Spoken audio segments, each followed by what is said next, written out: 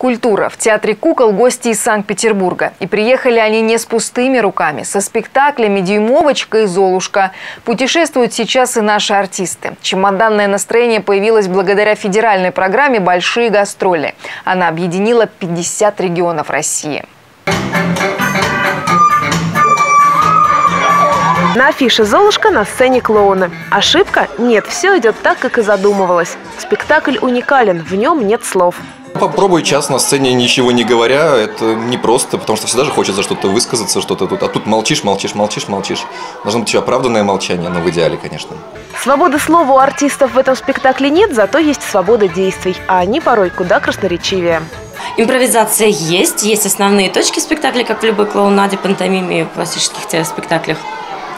Есть точки конкретные расставленные по своему спектаклю, а вот между ними там уже артист самовыражается.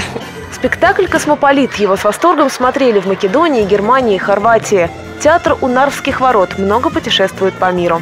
Европа многоговорящего спектакля не воспринимает, поэтому было пожелание сделать «Золушку», классическую.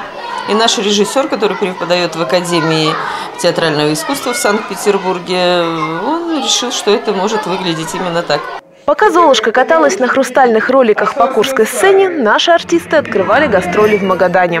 Венецианское адажио или кот, который жил в водосточной трубе. Ладушки, цветное молоко. Уже 2 числа мы опять вылетаем опять на край света в Южно-Сахалинск для того, чтобы принять участие в фестивале на островах чудес. И мы показываем там спектакль для взрослого зрителя, нашу новую работу, спектакль «Бабаня». А в это время, в начале ноября, в Курске будут выступать пушистые артисты. К нам приедет театр кошек Куклачева.